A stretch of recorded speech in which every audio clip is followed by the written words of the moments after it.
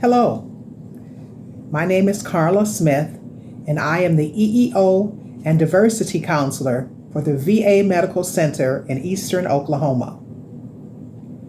This segment of the presentation is called He's Got the Whole World in His Hands and is a collaboration of the VA, the Tulsa Opera, and the historic Vernon African Methodist Episcopal or AME Church in Tulsa, Oklahoma. While I was at the church working on this project, I met Mr. Leroy Alfred. It always has been a beacon for this area, beacon of hope. Of course, you know that during the heyday of Greenwood, the rebuilding of, there were a lot of businesses and joints and gambling houses and winos and what have you. They all would come to Reverend Ben and say, nobody's going to bother you, Reverend Ben. We're protecting you. We're watching out for you. Vernon AME Church, basement built, 1919. That's the basement. That's where we were. That's what they partially destroyed. The pastor, here the church was erected, completed in 25-26. That's the sanctuary over the basement after the massacre. He is a longtime member and deacon of the church. Mr. Alfred is also a veteran, a historian, and an educator who spent nearly 40 years in the Tulsa public school system. Last year, he was inducted into the Oklahoma African American Educators Hall of Fame. I was blessed to be given a tour by him about the Tulsa Race Massacre and about the church itself. The story of the Tulsa Race Massacre begins when Dick Rowland, a 19-year-old African American male, was arrested and accused of raping 17-year-old Sarah Page, a white female elevator operator. The charges were eventually dropped, and Page later wrote a letter of exoneration for Rowland. But the accusations alone were enough to infuriate some white Tulsans. Racial tensions erupted into violence between blacks and whites outside the courthouse where Rowland was incarcerated. According to the 2001 Oklahoma Commission report on the incident, angry whites moved north and set fire to practically every building in the African American community. The destruction included 35 city blocks burned down and 1,256 residences in Greenwood, a prosperous African American neighborhood. 10,000 people were left homeless, and while there have been reports of as many as 300 people being killed, witness accounts of bodies being dumped into the Arkansas River or into mass graves, which are being found to this day, make it impossible to have an exact death toll. Vernon AME Church was one of a dozen churches that were torched, and it sustained extensive damage. The fire and the heat and destruction. Look at what happened to this post. Now this is solid, but you can see the damage.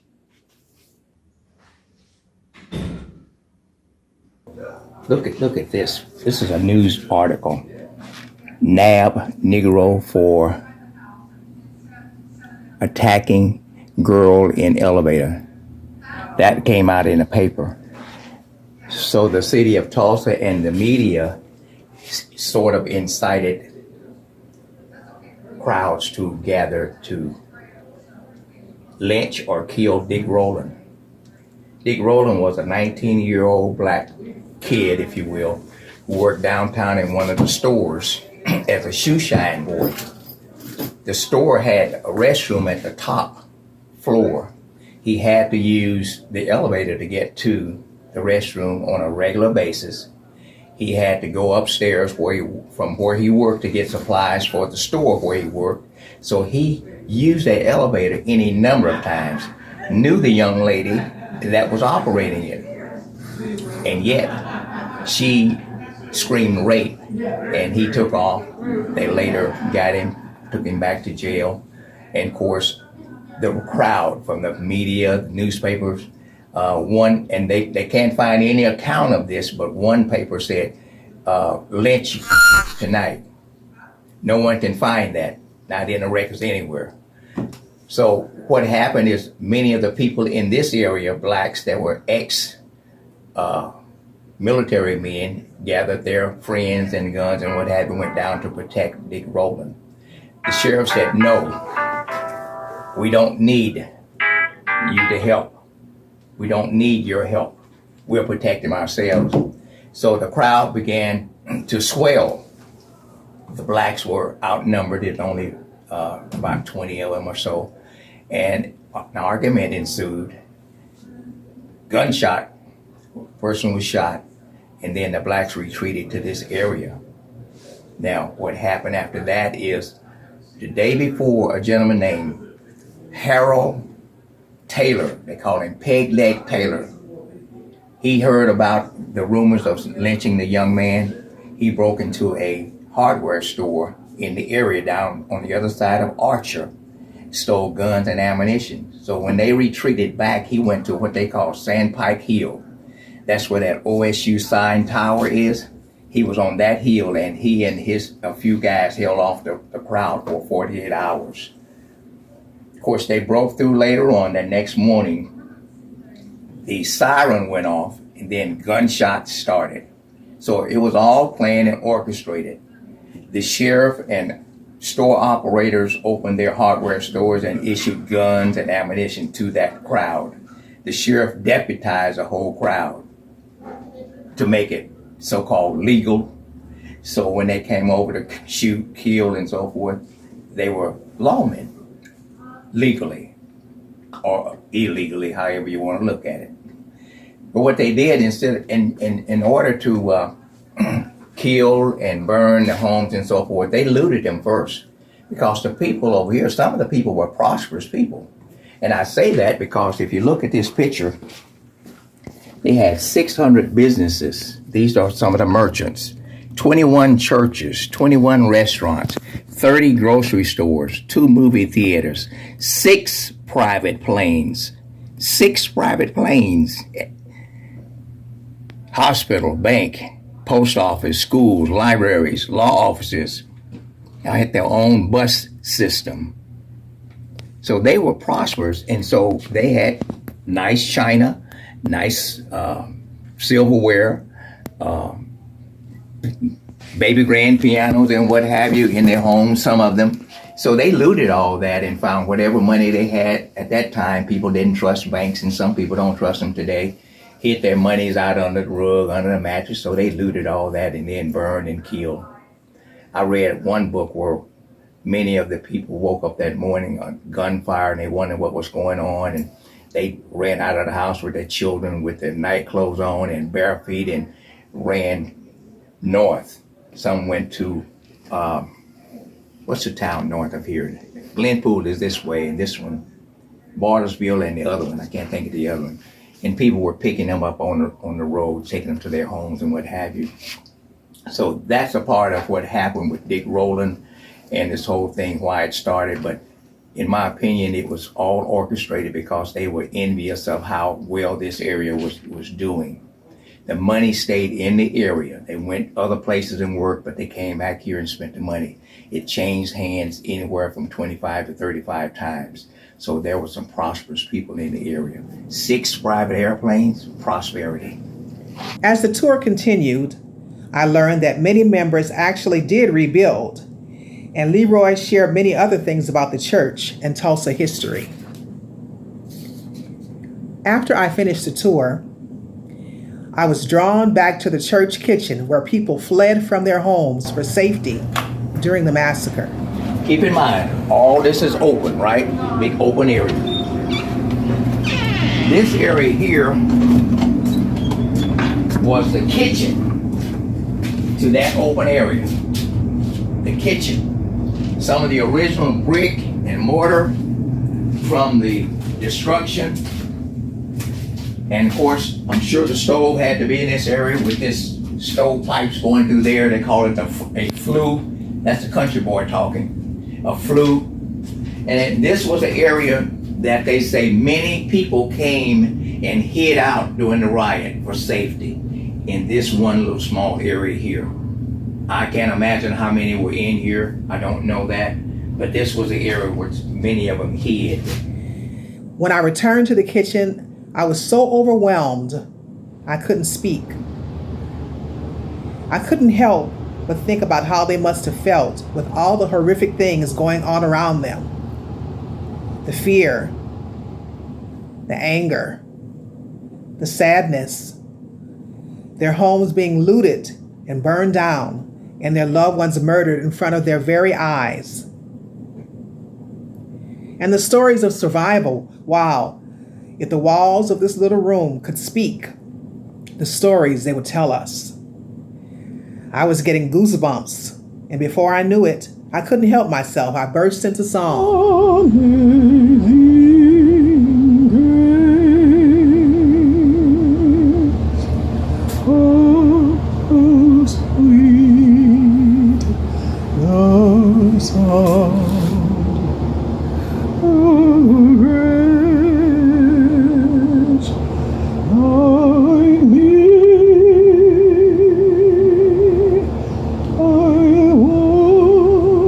Was lost, but now am found. Was blind, but now I see.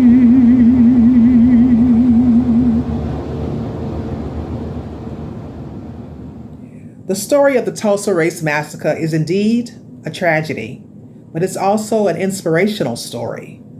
There are many lessons we can glean from it.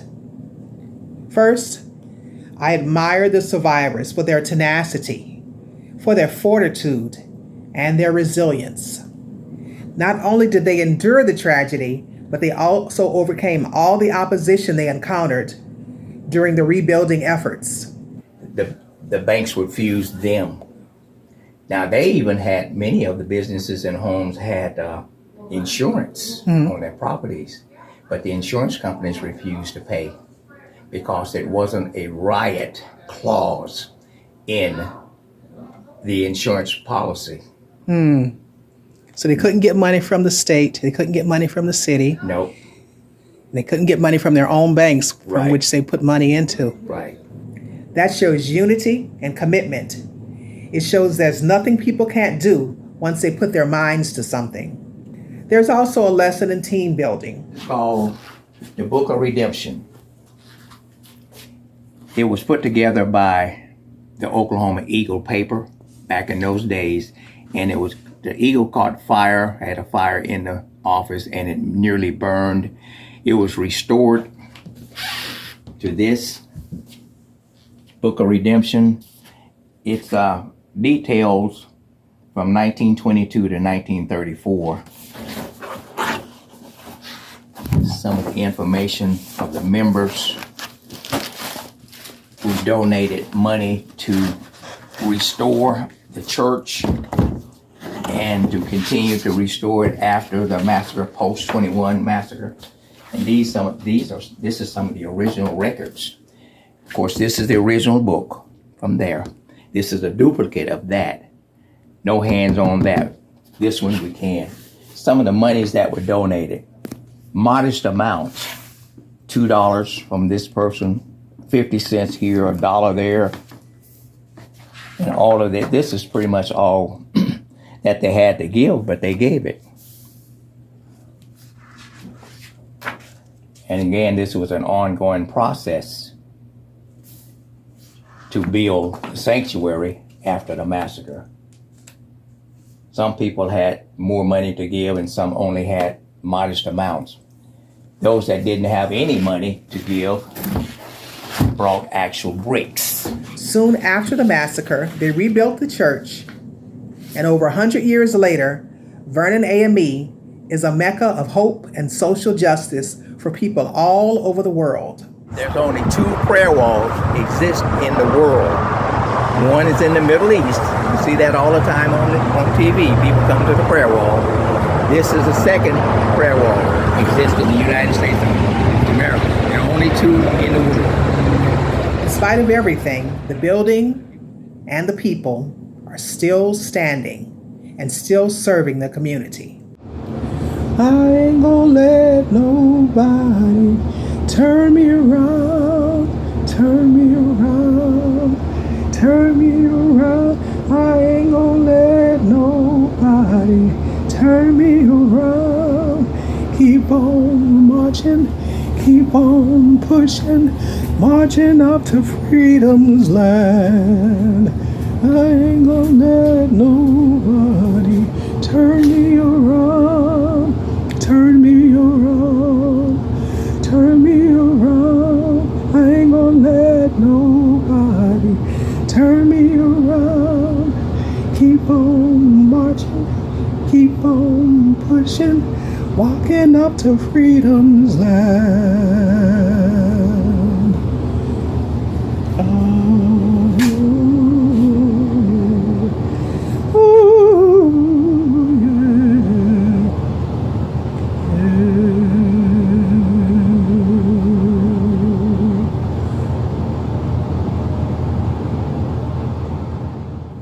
Danny Keel, Tulsa Opera's Director of Outreach, coordinated with Vernon AME so we could use this iconic church as the venue for the project.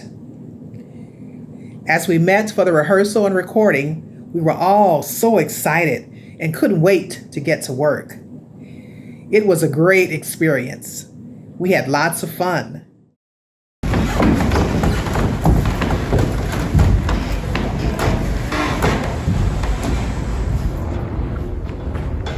Hi, Carla. Hello. I'm Aaron from Tulsa Opera. Nice to to meet meet you. you. This is a beautiful place. Yes, it is. I love stained glass. How are you? Good, nice to meet you. Nice to meet you. I'm Carl. Kista. Yes. Nice to meet you. Hey, Whitney. Hi. We already know you.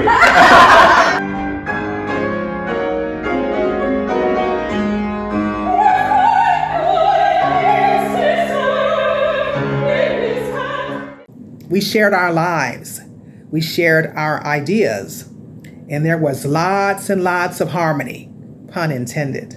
Our gathering was a poignant reminder that despite our differences, we're all pretty much the same. We're the human family, and we're all in this together. We hope this project helps bring about peace and healing in our land. When we were first approached to do this project with Carla, we were so excited, and when she suggested He's Got the Whole World in His Hands, I thought, what a perfect song. Because Tulsa Opera actually presented Nolan Williams' arrangement of that at Greenwood Overcomes with the soprano Leona Mitchell about a year ago. And it's an arrangement that really is near and dear to my heart. So I was so grateful to be able to collaborate with the VA, with Vernon AME Church, and with our friends here in Tulsa to create something that hopefully is a really artistically moving experience.